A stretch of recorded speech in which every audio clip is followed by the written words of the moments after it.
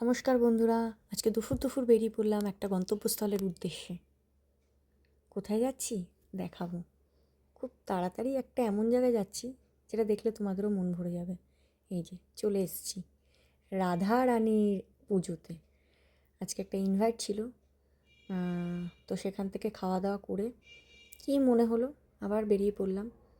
কী খাই করতে করতে মনে হলো যাই একটু ফুচকাই খাই। শীতের দুপুরে ফুচকা খেতে ভীষণ ভালো লাগে। আমার তো ভীষণ ভালো লাগে, কার কার ভালো লাগে কমেন্টসে জানাবে। সারা জায়গা ঘুরছি জানো, একটা ফুচকাওয়ালা পাইনি, একটা ফুচকাওয়ালার সন্ধান পাচ্ছি না। তারপর যা হোক করে জ্যাম ট্যাম ঠেলে গুটিয়ে এধার ওধার সেধার সব দিক দেখে শুনে কি মনে হলো স্টেশনের ওপারে যাই। স্টেশনের ওপারে গলি দিয়ে চলে এলাম। ওরে বাবা, এই তো ফুচকাওয়ালা! আমার মনে লাড্ডু ফুটে গেছে। ব্যাস দাঁড়িয়ে পড়লাম ফুচকা খেতে। কতক্ষণে ফুচকা খাবো, আরে বাপরে বাপ! আমি তো আর তর সইতে পারছি না। দেখো বন্ধুরা, গলায় ঢোকও গিলতে শুরু করে দিয়েছি। টাটা।